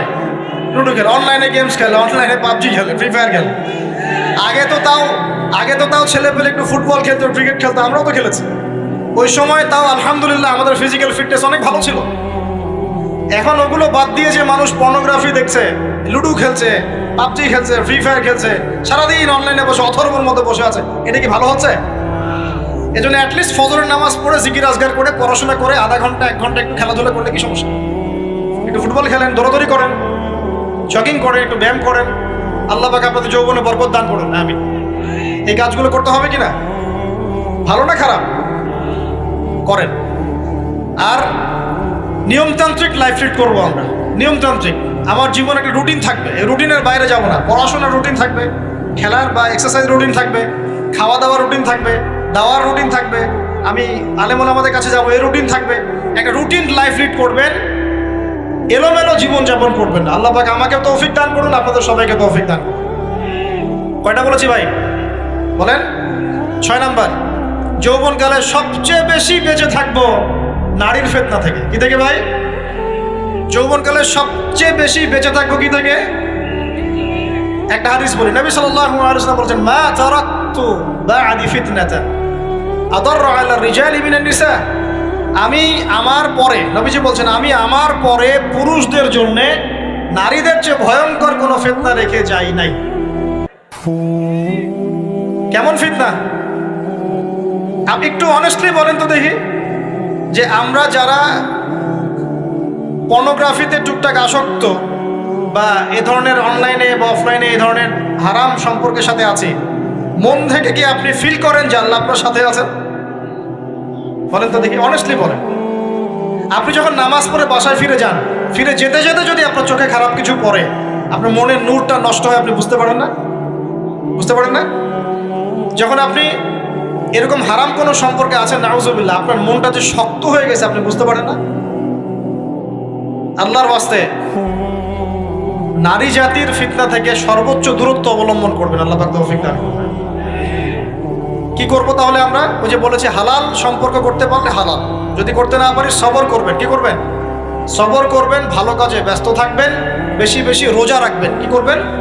বেশি বেশি রোজা রাখবেন। সোমবারে রোজা রাখবেন, বৃহস্পতিবারে রোজা রাখবেন। এভাবে আপনি আপনার জীবনটা গুছিয়ে নেন, আল্লাহ পাক প্রবৃত্তিকে নিয়ন্ত্রণ করার ক্ষমতা দিবে ইনশাআল্লাহ। এরপরেও যদি ভুল হয়ে যায়, হতে পারে এই যুগটা ফিতনার যুগ, চরম ফিতনার যুগ। 7 নাম্বারটা হচ্ছে এই সমাজ আপনাকে যেভাবে শেখায়, কিভাবে শেখায়, এই যে স্কুল, কলেজ, ইউনিভার্সিটি, চাকরি, বিয়ে, সন্তান প্রতিপালন, আর তারপর ইন্না লিল্লাহি ওয়া ইন্না ইলাইহি রাজিউন, এই তো শেখায় নাকি? সবসময় মনে রাখবেন যে আল্লাহ রাব্বুল আলামিনের পরিকল্পনাই আপনার উপরে সবচেয়ে বেশি অগ্রাধিকার যোগ্য, সমাজের পরিকল্পনা নয়। পরিবার আপনাকে চাপ দিচ্ছে, চাকরি পাস না, পড়াশোনা করিস না, হ্যাঁ পড়াশোনায় কেন তুই 80 নম্বর পাইলি না, কেন চান্স পেলি না, কবে চাকরি পাবি, কবে আমাদেরকে দেখবি, খাওয়াবি, পড়াবি, এই যে চাপগুলো চারপাশ থেকে আসে কিনা। অনেক যুবক দেখা যায় মাদকাসক্ত হয়, অনেকে দেখা যায় আত্মহত্যা করছে, ইদানিং করছে কিনা ভাই? এই শব্দটা থেকে আমি এই পয়েন্টটা আজকে লিখেছিলাম যে ভুলেও আল্লাহর প্রতি বিশ্বাস এবং তাওয়াক্কুল হারাবেন না। সমাজ যেভাবে শেখায়, সমাজ চারপাশে যে চাপ আপনাকে দিচ্ছে, এই চাপে নিজে গা ভাসিয়ে দিবেন না। আপনি আল্লাহর কাছে দোয়া করবেন, আল্লাহর কাছে পথ চেয়ে নেবেন এবং আল্লাহর প্রতি তাওয়াক্কুল ভরসা করবেন। কখনো আত্মহত্যার পথ বেছে নেবেন। কি হয়েছে? 80 নম্বর পান নাই তো কি হয়েছে? আপনি চেষ্টা করেছেন কিন্তু চান্স পান নাই তো কি হয়েছে? চেষ্টা তো করেছেন আপনি চেষ্টা করেছেন ইউনিভার্সিটিতে চান্সের জন্য, আপনি চান্স পাই নাই, চেষ্টা করেছেন না আপনি? বাস চেষ্টা করেছেন, পাই নাই, তাকদিরে ছিল পাই নাই, বাস আমি আমার চেষ্টা করেছি। কখনোই আত্মহত্যার পথ বেছে নেবেন না। আর আমরা পিতা মাতাদেরকে রিকোয়েস্ট করব, কোনো অবস্থাতেই সন্তানকে এত বেশি চাপ দিবেন না যে সন্তানটার এই কোমরটাই ভেঙে চলবে। এই সমস্যাগুলো দিন দিন বাড়ছে সমাজের মধ্যে। কেন এত চাপ দিচ্ছেন? তার প্রতিভা কোথায় খুঁজে বের করুন। তাকে জোর করে কেন টেনে লম্বা করার চেষ্টা করছেন? আমাদের সমাজে বাচ্চা হয়ে গেলেই তার পিঠে একটা সিল মেরে দেয়, হয় ডাক্তার না হলে ইঞ্জিনিয়ার। কেন? এর বাইরে কোনো প্রফেশন নাই। আমার সন্তানকে হয় ঢাকা বিশ্ববিদ্যালয়ে চান্স পেতে হবে, না হলে বুয়েটে, না হলে এখানে। এর বাইরে আর কোথাও পড়ারই জায়গা নাই। আর এখানে পড়লেই আমার সে ছেলে না আমার মেয়ে একদম সবচেয়ে বড় জ্ঞানী হবে, অন্য কোনোভাবে হবে না, এটা গ্যারান্টি দেওয়া আছে? যারা সভ্যতা বিনির্মাণ করেছেন তারা কয়জন বড় বড় ডিগ্রি সার্টিফিকেট পেয়েছেন খুঁজে বের করে দেখেন, খুঁজে বের করে। আমরা ফিলোসফির মধ্যে যে ফিলোসফারদের হিস্ট্রি পড়েছিলাম, তাদের মধ্যে বেশিরভাগই দেখা যায় স্কুলেও যায় নাই, কলেজেও যায়। আছে না? এমন আছে। আমি বলছি না আপনারা যাবেন না, আমি বলছি জ্ঞানের মানদণ্ড এটাই নয় যে আমার সার্টিফিকেট অর্জিত হয়েছে। সার্টিফিকেটটাই জ্ঞানের মানদণ্ড নয় তো। হ্যাঁ, প্রতিযোগিতার একটা জগৎ আছে, আমাকে সে জগৎ উতরাতে হবে। আপনি চেষ্টা করবেন, যদি না হয় তাকদীরে ছিল, হয় নাই, বাস হয়। আমাকে আল্লাহ পাঠিয়েছেন তার ইবাদত করার জন্য, এখানে আত্মহত্যা করার জন্য আল্লাহ আমাকে পাঠান নাই। আমার জীবন যদি দিতেই হয় তাহলে আল্লাহর জন্য দিব ইনশাআল্লাহ। ঠিক আছে কথা? ব্যাস, দুনিয়ার জন্য নয়। আল্লাহ পাক বোঝার তৌফিক দান করুন। কটা বললাম? 7টা না 8টা? 7টা। 8 নম্বরটা ইম্পর্টেন্ট এবং এটা আপনাদের জন্য মজাদার। সেটা হলো 8 নম্বরটা বেশি ইম্পর্টেন্ট। এটা হচ্ছে দিনের পথে চলার ক্ষেত্রে আপনি অনেক রকম মতবাদ পাবেন সামনে। কেউ বলবে আমারটা সঠিক, কেউ বলবে না ওরটা নয়, আমারটা সঠিক, কেউ বলবে না আমার দলটা সঠিক, কেউ বলবে না ওর সংগঠন সঠিক। এগুলো আপনার কান ভারী করে ফেলবে। তখন মনে হবে যে আগেই ভালো ছিলাম রে ভাই, নামাজ পড়তাম না, এখন নামাজ পড়া শুরু করে দেখলাম যে আরে হাতটা বাঁধবো কোথায়, এটাই তো ফিক্স করতে পারতেছি না। এখন আমার কিছু তো অভিজ্ঞতা আছে ভাই, নাকি ভাই? ওর আলোকে একটা কথা বল, সেটা হলো সমাজে কিছু ইখতিলাফি মাসআলা আছে, এই মাসআলাগুলো কানেও ঢুকাবেন না। আপনি ইবাদতের মধ্য দিয়ে আল্লাহকে পাওয়ার চেষ্টা করুন। এবং চিরায়ত একটা ইসলাম আমরা ফলো করছি না? এই ইসলামের মধ্যে এমন কিছু নাই যেটা আপনাকে জাহান্নামে নিয়ে যাবে, এমন কিছু নাই। হ্যাঁ, প্রত্যেকটা ঘরানার মধ্যে কিছু বিভ্রান্ত মানুষ থাকতে পারে। এমন কিছু মানুষ এমন আমল করছে যে আমলটা হয়তো কোরআন এবং হাদিসে নাই। এটা তার সমস্যা, কোরআন সুন্নাহর সমস্যা নয়। কথা বুঝতে পারছেন? এটা তার সমস্যা, সে এটাকে সেই বেদাতটা করছে, সেই শিরকটা করছে। তার মানে এই নয় যে কোরআন হাদিস আমাকে শিরক শিখিয়েছে, বেদাত শিখিয়েছে। কোরআন এবং হাদিসে যেটা আছে এটা সুন্দর এবং এটা চিরায়ত একটা ক্লাসিক্যাল ইসলাম আমাদের কন্টিনেন্টে আছে, বাংলাদেশেও আছে। এখানে থাকলে আপনি বিভ্রান্ত হবেন না ইনশাআল্লাহ তাআলা। মোটা দাগে কথা হচ্ছে ইলম অর্জন করতে হবে। রাজি আছে কিনা ভাই? রাজি আছে কিনা বলেন? ইলম অনুযায়ী আমল বাড়িয়ে দিব, রাজি আছে কিনা? হকপন্থী ওলামায়ে কেরামের সাথে পরামর্শ করে চলবো, রাজি আছে কিনা? আমরা যৌবনকালে হালাল রিজিক অন্বেষণের চেষ্টা করবো, রাজি আছে কিনা? যৌবনের সময়কে বিন্যাস করে চলবো, এলোমেলো জীবন যাপন করবো না, রাজি আছে কিনা? নারীদের ফিতনা থেকে বেঁচে থাকার চেষ্টা করব, রাজি আছে কিনা? আগামী দিনের জন্য, ইসলামকে এগিয়ে নেওয়ার জন্য দাওয়াতের মেহনত করব, রাজি আছে কিনা? আচ্ছা, এখন আসেন, এগুলো আমাদের করণীয় ছিল, আমাদের যুবকরা এখন করছে কি সেটা শুনুন। আমাদের যুবকরা এখন কিশোর গ্যাং করছে। কিশোর গ্যাং কি করছে? আপনাদের পরিবারের কর্তা যারা আছেন তাদেরকে আমি একটু রিকোয়েস্ট করবো, আপনার সন্তানের দিকে খেয়াল রাখেন। আপনার সন্তানকে যত ছোট মনে করছেন, আপনার সন্তান এখন এত ছোট নয়। কিশোর বয়সে সে এমন পাপও করে ফেলেছে যা আপনি এখনো করেন নাই। কিশোর বয়সে এমন এমন পাপ করা তার শেষ যা আপনি এখনো চিন্তাও করতে পারেন না। অতএব সন্তানকে শুধু গায়ে গতরে বড় করলে হয় না। আমরা যে সন্তানকে মানুষ করার জন্য নিজের ঘাম ছেড়ে দিচ্ছি, মানুষ করার অর্থ হচ্ছে ওর আত্মাটাকে গড়ে তোলা, দেহটাকে গড়ে তোলা নয়। একটা দল ক্রিয়েট করেছে, সে সেই দলের নেতা হয়েছে, আরেক দল তাকে মারতে আসছে, সে আবার তাকে মারতে যাচ্ছে। এই যে জিনিসগুলো, এগুলো নাটক সিনেমায় দেখানো হচ্ছে না এখন? যুবকরা শিখছে কোত্থেকে এগুলা? বাংলাদেশের মেয়েদেরকে একসময় শেখানো হয়েছে তুমি সুন্দর না, তুমি কি না, তাদের মনে ঢোকান তুমি সুন্দর না, আরো সুন্দর হতে চাও, আরো সুন্দর হতে চাও, এই ক্রিম মাখো, সুন্দর হয়ে যাবে। এই একটা কনসেপ্ট ঢুকিয়ে দিছে মাথায়, তুমি সুন্দর না, তোমাকে আরো সুন্দর হতে হবে। আল্লাহ তোমাকে যে সৌন্দর্য দিয়েছেন এটা যথেষ্ট না, অন্যরা আরো অনেক বেশি সুন্দর, তুমি সুন্দর না, এই ক্রিম মাখো, সুন্দর হবে। এই করতে করতে করতে ক্রিমের ব্যবসা শুরু হবে। বাণিজ্য, সবকিছুর পিছনে কি থাকে? বাণিজ্য, আর কিচ্ছু না। তারপর শুরু হলো যে পার্লার, অমুক ক্রিম, তমুক ক্রিম, অমুক সোনো, এই সেই, বাস মেয়েরা পাগল হয়ে গেল। ব্যাস নতুন নতুন আমরা আমাদের সংস্কৃতি ধারণ করে যে কাপড় চোপড়গুলো পরি, কিছু মানুষ শেখালো এর চেয়ে এই ফ্যাশনটা ভালো, এটা পরো। ব্যাস ঈদে ঈদে নতুন নতুন ফ্যাশন আসা শুরু করবো। আরে পাঞ্জাবি পায়জামা পরা তো আমাদের বাপদাদাদেরই শুনলো, এটা বাঙালিদেরই শুনলো। সব বাদ দিয়ে এখন আমরা কি শুরু করেছি দেখেন তো। তো এগুলো কিন্তু মিডিয়া দিয়ে আপনাদেরকে ঢোকানো হয়, মিডিয়া থ্রু দিয়ে। আমরা দেখছি এখন যুবকরা, বহু যুবক মাদকাসক্ত হয়ে যাচ্ছেন, হচ্ছেন কিনা?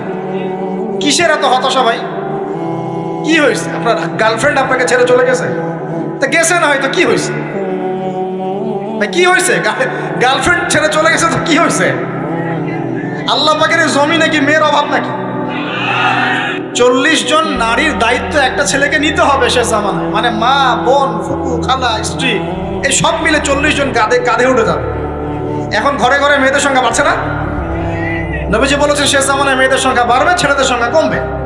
কমছে কিনা ছেলেদের সংখ্যা? এখন হয়তো এভারেজ 100, 104, পরে দেখবেন আরো বেড়ে গেছে।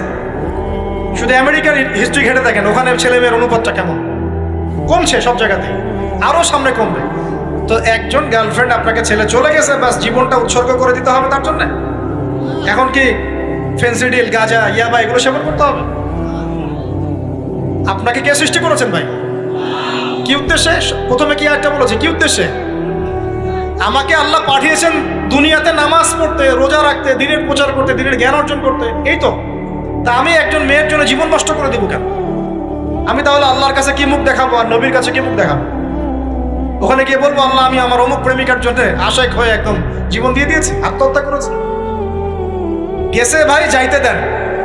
যে ব্যক্তি আপনার অবস্থানকে মূল্যায়ন করে নাই, সে আপনার যোগ্য ছিল না। এখন আপনি কি করবেন? নিজের অবস্থান উন্নত করেন, আপনার পিছনে লাইন ধরে ঘুরবে ইনশাআল্লাহ। এটাই বাস্তবতা। দুনিয়া খুব খারাপ জিনিস। মানুষ মানুষের অবস্থানকে মূল্যায়ন করে, মানুষ মানুষের অবস্থানকেই মূল্যায়ন করে, কিন্তু আল্লাহ রাব্বুল আলামিন আপনাকে সর্বাবস্থায় ভালোবাসেন। আলহামদুলিল্লাহ। এই যে আমরা এখন অনেক পাপ করছি না, আল্লাহকে আমাদেরকে আযাব দিয়ে ধ্বংস করে দিয়েছেন। আল্লাহ পাক এখনো আমাদেরকে ভালোবাসেন, রহম করেন, অপেক্ষায়। আল্লাহ পাক অপেক্ষা করছেন কখন তওবা করবে, আমি তওবা কবুল করব। এই কখন আমার বান্দা খালি একবার বলে আস্তাগফিরুল্লাহ, আল্লাহ পাক সাথে সাথে মাফ করে দেবেন। আর সেই আল্লাহকে ভুলে আপনি কার পিছনে ছুটছেন? আমরা কিন্তু নিয়াত করতে পারি ভাই যে আমরা যারা ওয়াজ শুনলাম, জীবনে কোনোদিন সিগারেটে হাত দিব না। রাজি আছি ভাই? অন্য বড় বড় জিনিস তো বহুত দূরের কথা। আচ্ছা, অনেকে রাজি হয় নাই কেন? আপনারা কি অলরেডি আসক্ত? আমি অনেক ভাইকে দেখেছি মাশাআল্লাহ ইফতার খুলেই একদম বেনসন টানা শুরু করে। হ্যাঁ, এটা যে হারাম আপনাদের কেউ ওয়াজ করে শোনায় নাই? এটাকে কি মনে করেন আপনারা, হারাম না হালাল? কেউ বলেছে মাকরু, নাকি মাকরু ফতোয়া দিয়েছে? মাকরুহ শব্দের অর্থ জানেন আপনি? মাকরুহ শব্দের অর্থ কি? শোনেন, সূরা বনী ইসরাইল খুলবেন। কোন সূরা? সূরা বনী ইসরাইল। আল্লাহ পাক বলছেন আমি বনু ইসরাইলকে এই কাজগুলো করতে নিষেধ করেছেন। কোন কোন কাজ? জেনা করো না, জেনা ঠার কাছে যেও না, এতিমের মাল আত্মসাৎ করো না, শিরিক করো না ইত্যাদি। যারা আলেম আছেন তারা আমার কথা বুঝবেন। এই কাজগুলোর পরে আল্লাহ পাক বলছেন যে এই প্রত্যেকটা কাজ আল্লাহর কাছে মাকরুহ, অপছন্দের। কিসের? অপছন্দ। তাহলে এটাকে আপনি সহজ মনে করছেন? নিয়াত করি আল্লাহ পাকের সন্তুষ্টির জন্য আমরা কোনোদিনও মাদকের সাথে সম্পৃক্ত হব না ইনশাআল্লাহ। আর বিশ্বাস করেন, শুধুমাত্র মাদকদ্রব্য নিয়ন্ত্রণ অধিদপ্তর এই আইন কানুন এগুলো দিয়ে, জরিমানা দিয়ে মানুষকে মাদক ছাড়ানো যাচ্ছে না, যাবে না। কেন যাবে না এটা আপনারা খুব ভালো করেই জানেন, আমি বলতে চাচ্ছি না। অনেক সময় মাদক বিরোধী কনসার্ট করে মানুষ, মাদক বিরোধী কনসার্টে ওঠার আগে এক বোতল ডাইল খেয়ে আসে। এগুলো কি বাস্তব কথা বলছি না অবাস্তব কথা বলছি? আমাদের যুবক ভাইরা কোশ্চিন কালেও মাদকের ধার কাছে যাবেন না। একটা হাদিস খালি মনে রাখেন, এই হাদিসটা মনে রাখেন। নবী সাল্লাল্লাহু আলাইহি ওয়াসাল্লাম বলেছেন, কেউ যদি মাদকদ্রব্য সেবন করে তার 40 দিনের নামাজ কবুল হবে না। সিগারেট একটা খেয়েছি, 40 দিন নামাজ নাই। এরপর যদি সে তওবা করে আল্লাহ মাফ করে দিবে। আবার যদি মাদক খায় আবার 40 দিন কবুল হবে। যদি আবার তওবা করে আল্লাহ মাফ করে দিবে। আবারও যদি খায় আবারও 40 দিন কবুল হবে না। আবারও তওবা করলে আল্লাহ আবার মাফ করে দিবে। চতুর্থবার সে যদি মাদক খায়, আল্লাহ রসুল সাল্লাল্লাহু আলাইহি ওয়াসাল্লাম বলছেন আল্লাহ পাক কিয়ামতের মাঠে তাকে তিনাতুল খাবাল পান করাবেন। কি পান করাবেন? তিনাতুল খাবাল। সাহাবীরা বললেন, ইয়া রাসূলুল্লাহ, এটা কি তিনাতুল খাবাল? কি? নবী সাল্লাল্লাহু আলাইহি ওয়াসাল্লাম বলছেন এটা হচ্ছে জাহান্নামীদেরকে আযাব দেওয়ার পর তাদের রক্ত মাংসের যে পুঁজ বের হবে, এই যে ড্রিঙ্কস, জাহান্নামের হার্ড ড্রিঙ্কস, এই ড্রিঙ্কসের নাম হলো তিনাতুল খাবাল। আল্লাহ পাক আমাদের সবাইকে মাদক থেকে বাঁচিয়ে রাখুন। হতাশা মাদক দিয়ে দূর হয় না। হতাশা দূর হবে, বলে দিব, 3টা জিনিস, মাত্র 3টা। কয়টা ভাই? 1, 5 ওয়াক্ত নামাজ। এক কি? নামাজে আপনি ওযু করে সিজদা দেন, ইনশাআল্লাহ আপনার মনে প্রশান্তি না আসলে আমাকে এসে বলেন যে আসে না। চোখের পানি, মনের আবেগ যা আছে আপনার ভিতরে, কষ্ট, দুঃখ, যন্ত্রণা সব আল্লাহকে ঢেলে দিবেন ইনশাআল্লাহ। নিজের আবেগ ধরে রাখবেন এখানে, আপনি আল্লাহর জন্য ঢেলে দিবেন। মানুষকে আবেগ দেখা কি লাভ? মানুষ আপনার চোখের পানির মর্ম বুঝবে? মানুষ কি মানুষের চোখের পানির মর্ম বোঝে? আপনার পিতা যদি মারা যায়, আমার কাছে এসে দোয়া চান, কান্নাকাটি করে, আমি দোয়া করতে পারবো, কিন্তু আমি কিন্তু আপনার ফিলিংসটা বুঝতে পারবো না। আপনার অনুভূতি কে বুঝতে পারবেন? আল্লাহ পাক আপনার ঘাড়ের রগের চেয়েও কাছে আছে। সুবহান আল্লাহ পাক ঘাড়ের রগের চেয়ে কাছে আছে। গতকালকে বাংলাদেশের একজন বরেণ্য আলেমের সাথে একটা কনফারেন্সে ছিলাম। উনি বলছিলেন যে এক ব্যক্তি, এটা শোনেন, এক ব্যক্তি খুব তার শখ যে তিনি সাহাবীদের মতো নামাজ পড়া শিখবেন। কথা বুঝতে পারছেন? সাহাবীদের মতো নামাজ শিখবেন। তো একজন বরেণ্য আলেমের কাছে এসেছেন, এসে বলছেন যে আমাকে সাহাবীদের মতো নামাজ শিখিয়ে দেন। তখন সেই আলেম আরেকজন আলেমের সন্ধান দিয়েছেন যে তুমি তার কাছে যাও, তিনি শেখাবেন। তো সেই ব্যক্তি একটু অবাক হয়েছেন, কারণ যাকে প্রশ্ন করেছিলেন তিনি অনেক বড় মুহাদ্দিস, আর যার কাছে পাঠানো হচ্ছে তিনি অত বড় মুহাদ্দিস নন, কিন্তু আবেদ, আমল করে। তাকে গিয়ে বলছেন উনি আমাকে পাঠিয়েছেন সাহাবীরা নামাজ শিখিয়ে দেন। তখন তিনি বলছেন ঠিক আছে, সুন্দর করে ওযু করে আসো, সুন্দর করে ওযু করে আসো। ওযু করার সময় খালি খেয়াল রাখবা যে আমি ওযু করছি শুধু আল্লাহর সন্তুষ্টির জন্য। কি খেয়াল রাখবেন? ওযু করছি শুধু আল্লাহকে রাজি খুশি করার জন্য ওযু করছে, আর কোনো উদ্দেশ্য নাই আমার। ওযু করতে যাচ্ছে, তিনি আবার বলছেন দাঁড়াও, শুধু আল্লাহকে রাজি খুশি করার জন্য ওযু করো।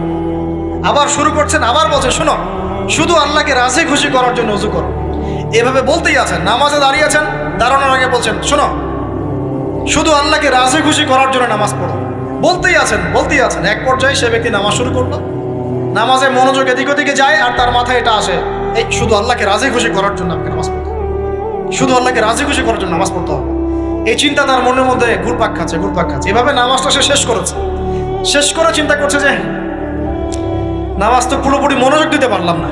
বারবার মাথার মধ্যে এরকম চিন্তা আসছে, আল্লাহ আমাকে তুমি মাফ করে দাও, নামাজটা আমার মনে হলো না ঠিক মতো। তখন সে ফিরে এসে তার সে ওস্তাদকে বলছেন আমার তো নামাজ এরকম করে পড়লাম, কিন্তু শেষমেশ মনে হলো যে নামাজটা হয়তো কবুল হয় নাই। আল্লাহর কাছে খুব মাফ চাইলাম, আল্লাহ আমাকে মাফ করে দাও, নামাজটা মনে হলো না। তখন সেই যে প্রথম ব্যক্তি যিনি পাঠিয়েছেন তিনি বলছেন এটাই হলো সাহাবী বলা নামাজ। তারা আল্লাহকে রাজি খুশি করার জন্য নামাজ পড়তেন, নামাজ শেষ করে আল্লাহর কাছে ইস্তেগফার করতেন, আল্লাহ কিছুই হলো না, কিছুই হলো। আমার কথা কি বুঝতে পারছেন? অতএব আল্লাহকে রাজি খুশি করার জন্য আপনি আপনার আবেগ, আপনার ইবাদত সব ফেলে দিবেন, অন্য কারো কাছে কিছু পাওয়ার আশা করবেন। অতএব নামাজ আপনার মাদকের দিকে যাওয়া লাগবে না, নামাজই আপনার হতাশা দূর করে দেবে ইনশাআল্লাহ। 2 নাম্বার আমল হচ্ছে কোরআন তেলাওয়াত। যে ব্যক্তি কোরআন তেলাওয়াত করতে পারে নিয়মিত, তার মনের মধ্যে এই হতাশা, এই ভীরুতা, এই কাপুরুষতা কিচ্ছু আসবে না ইনশাআল্লাহ। আমি গ্যারান্টি দিচ্ছি আপনাকে, হতাশা আসবেই না আপনার মনে যদি আপনি কোরআন বুঝতে পারেন। কোরআনের একটা আয়াত নিয়ে কোনো সময় দেখা যায় 2-3 ঘন্টা সময় পার হয়ে যাচ্ছে, আয়াতটা ছেড়ে সামনে যেতে পারছি না। কোরআনের ভিতরে ঢুকলে আপনি দুনিয়ায় ভুলে যাবেন কি হচ্ছে আশপাশে। আমি এমন অনেক আলেমকে দেখেছি যে একটা বই, পাতলা একটা বই, আরবি বই নিয়ে পড়া শুরু করেছেন, যে ফজরের পরে জোহরের ওয়াক্ত হয়ে যাচ্ছে, বইটাই শেষ করতে পারেননি। বুঝতে পারবেন না? যখন আপনি ইলমের ভিতরে ঢুকে যাবেন, কোরআনের ভিতরে, হাদিসের ভিতরে, আপনার দুনিয়ার খেয়ালই নাই। একজন আলেম, তিনি এক রাত্রে একটা বই লিখেছিলেন, চটি বই, এক রাত্রের মধ্যে। বলা হচ্ছে, তার সম্পর্কে বলা হচ্ছে যে রাতের খাবার তাকে দেয়া হয়েছে, যে আপনি এটা খেয়ে নেন। তো যে খাবারটা পাশেই আছে, খাবারটা খাবো, এটা লিখে খাবারটা খাবো, এরকম তার চিন্তা ছিল। ফজর হয়ে গেছে, বই লিখাও শেষ, খাবার এই অবস্থায় পড়ে আছে, ডুবে গেছেন ভিতরে, খাওয়ার মাথায় খেয়াল নাই। এরকম হয়। একজন মনীষী, বিখ্যাত মনীষী, রিয়াদুস সালেহীন কিতাবের রাইটার, সংকলক আল্লামা নববী রাহিমাহুল্লাহ, এরকম সারা রাত চলে গেছে, পাশে 2টা খেজুর, ওই 2টা খেজুর খাওয়ারই সময় পান। হাদিস নিয়ে গবেষণা করতে রাত পার হয়ে গেছে। আমি বলতে চাচ্ছি, যখন ইলমের ভিতরে, কোরআন হাদিসের ভিতরে ঢুকে যাবেন, আপনার দুনিয়ার খেয়াল আপনার চলে যাবে, এই টেনশন, হতাশা, এই সেই বাদ।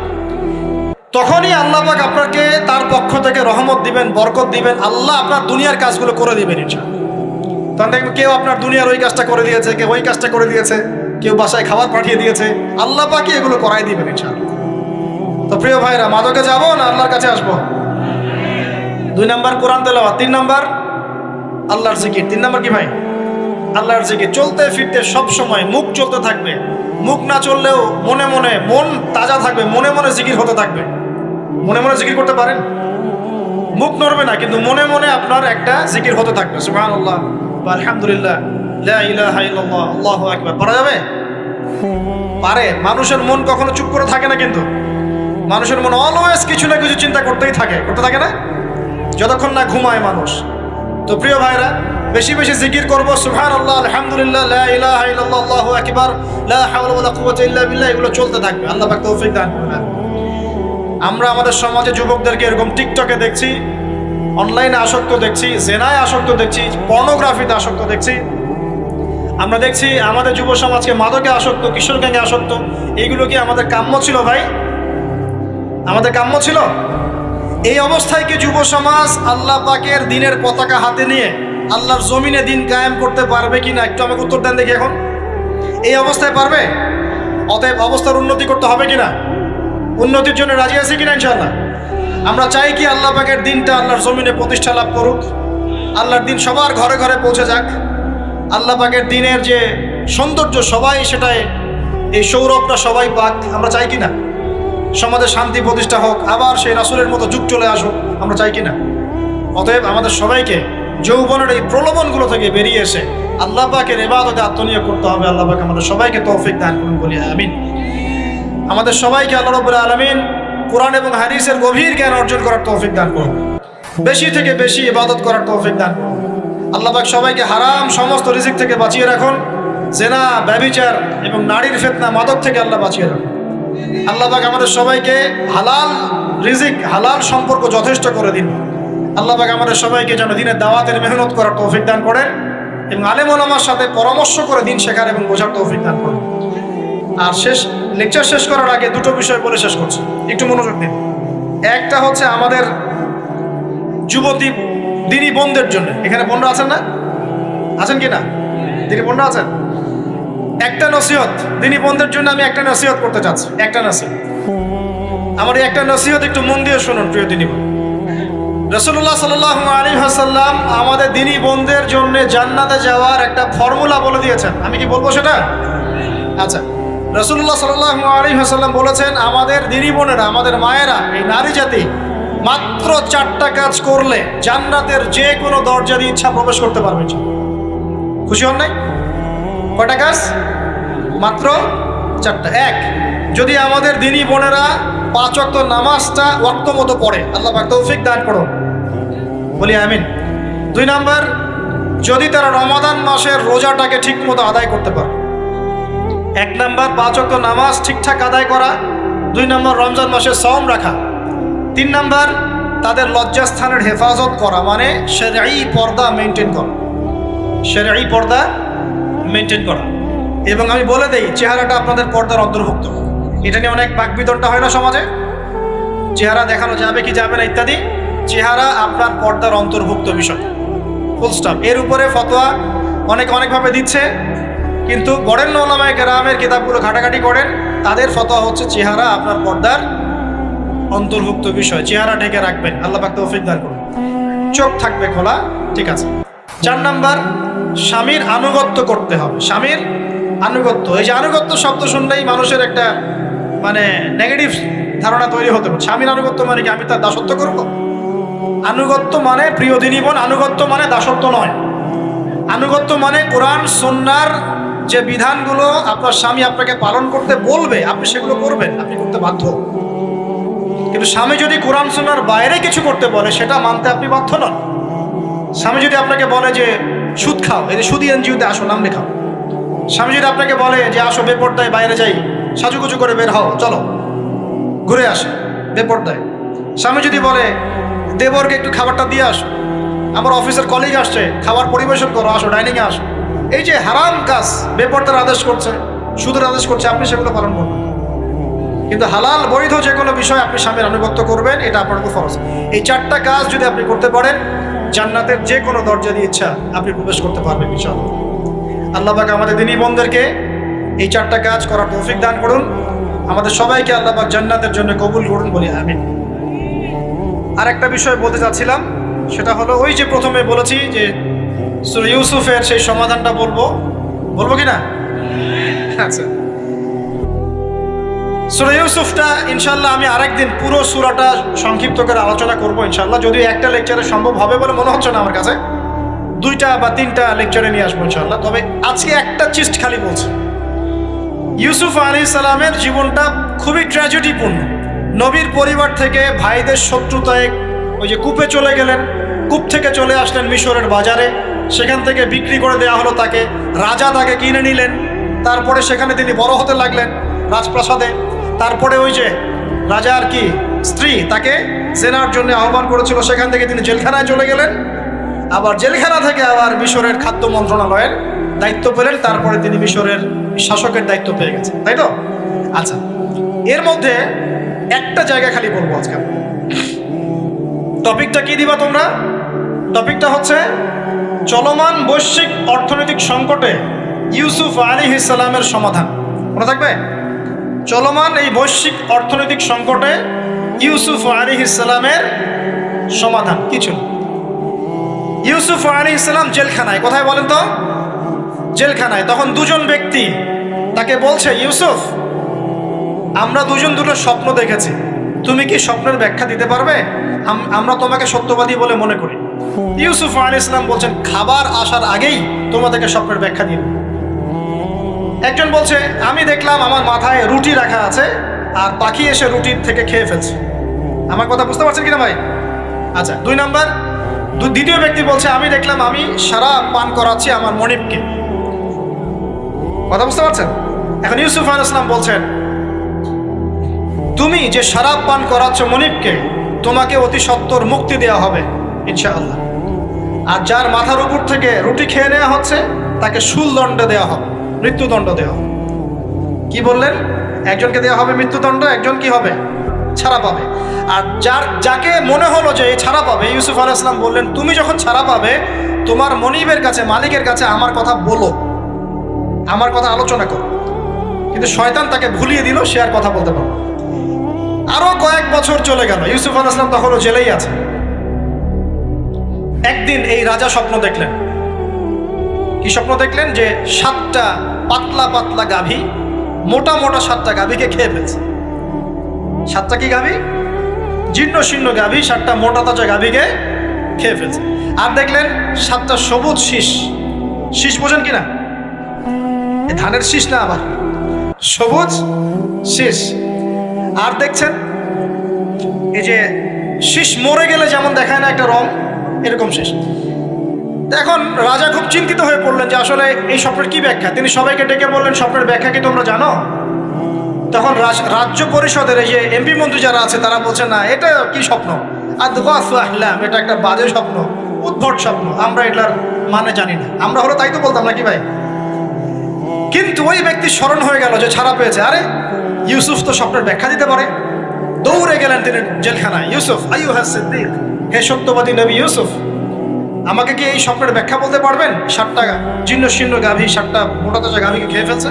ইউসুফ আলাইহিস সালাম এই স্বপ্ন শুনে বললেন, ইউসুফ আলাইহিস সালাম শুধু স্বপ্নের ব্যাখ্যাই দিলেন না, বরং এই স্বপ্ন যে সত্য এটা তিনি বিশ্বাসও করলেন।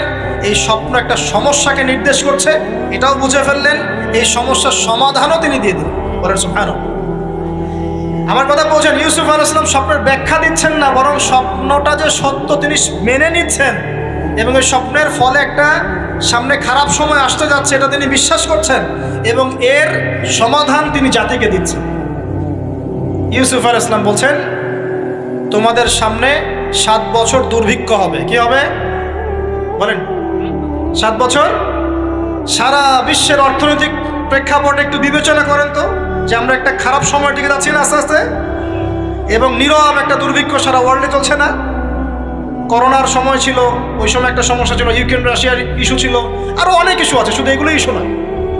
অপচয় ইস্যু আছে, দুর্নীতি ইস্যু আছে, জুলুম আছে, তারপরে যে পারমাণবিক ক্ষেত্রগুলো আছে, বড় বড় পরাশক্তিদের চাপ আছে, অনেক ব্যাপার আছে, রিজার্ভ কমে যাওয়া, অনেক বিষয় আছে। সারা বিশ্ব একটা অর্থনৈতিক মন্দা দেখছে কিনা? ইউসুফ আলাইহিস সালাম বলেন, 7 বছর তোমাদের এখানে প্রচুর ফসল ফলবে। এটা 7টা সবুজ শীষ, প্রচুর ফসল ফলবে তোমাদের এই অঞ্চলের মধ্যে। তোমরা একটা কাজ করো, তোমরা ওই 7 বছরের ফসলের যতটুকু অংশ তোমাদের না খেলে নয়, অতটুকু দিয়ে তোমরা তোমাদের জনগণের চাহিদা পূরণ করো, আর বেশি অংশটাকে রিজার্ভ করে রেখে দিও। আমার কথা বুঝতে পারছেন? ইউসুফ আলাইহিস সালাম বলছেন না যে স্বপ্নটা সত্য, তিনি সমাধান দিচ্ছেন উল্টা।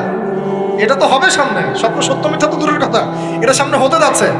7 বছর তোমরা প্রচুর ফসল ফলাবে, এই ফসলের একটা বড় অংশ রিজার্ভ করে রেখে দিও, আর বাকি অংশটা দিয়ে তোমরা জনগণের চাহিদা পূরণ করো।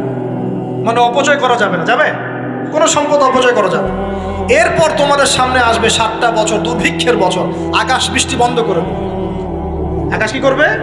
বৃষ্টি বন্ধ করে দেবে। তার মানে ওই 7 বছর আমরা কিভাবে চলবো তাহলে? এই যে রিজার্ভ করেছি, এই রিজার্ভ বা সঞ্চিত সম্পদ দিয়ে আমরা 7 বছর চলবো। এরপরে আল্লাহ রাব্বুল আলামিন 8ম বছরে আকাশ থেকে বৃষ্টি বর্ষণ করবেন, আবার ফসল ফলবে। কথা কি বুঝতে পারছেন? এই ব্যাখ্যা অন্যরা দিতে পারলো না, ইউসুফ আলাইহিস সালাম দিতে পারলেন। এই ব্যক্তি দৌড়ে গিয়ে রাজাকে বলল, এই হলো স্বপ্নের ব্যাখ্যা। রাজা, ইউসুফ এই স্বপ্নের ব্যাখ্যা দিয়েছেন। রাজা কত বিচক্ষণ ছিলেন, রাজা সত্য মিথ্যা চিনতেন। তিনি বুঝতেন যে আসলেই সত্য কাকে বলে, মিথ্যা কাকে বলে। এই আমার এমপি মন্ত্রীরা শোনো, তোমরা কেউ সমাধান দিতে পারো নাই, ইউসুফ সমাধান দিয়েছে। ইউসুফকে আমার কাছে নিয়ে আসো, আমি তাকে আমার কাছে নিকটে আসন দিব। বলেন সুবহানাল্লাহ। এবার ইউসুফ আলাইহিস সালামকে ডেকে তিনি সম্মানিত করলেন। সম্মানিত করে বললেন যে কোন দায়িত্ব দিলে তুমি আমাদের এই রাজ্যটাকে বাঁচাতে পারবে এই দুর্ভিক্ষের হাত থেকে। ইউসুফ আলাইহিস সালাম নিজে বলছেন, আমি হচ্ছে বিশ্বস্ত মানুষ, আমি হচ্ছি রজুলুন আমিন, আমি বিশ্বস্ত এবং আমি আস্থাভাজন। আমাকে আপনি খাদ্য মন্ত্রণালয়ের দায়িত্ব দেন, ইনশাআল্লাহ আমি এই প্রবলেমগুলো সলভ করবো ইনশাআল্লাহ। এরপর তাকে দায়িত্ব দেওয়া হলো খাদ্য মন্ত্রণালয়ের। 7 বছর তিনি এরকম পলিসি গ্রহণ করলেন। মিশরের লক্ষ লক্ষ মানুষ পরবর্তী 7 বছরের দুর্ভিক্ষ থেকে বেঁচে গেছে। আমাদের চ্যানেলে নিয়মিত আবহাওয়া ভিডিও ছাড়া হয়, তাই ভিডিওটি ভালো লাগলে একটি লাইক করে চ্যানেলটি সাবস্ক্রাইব করবেন।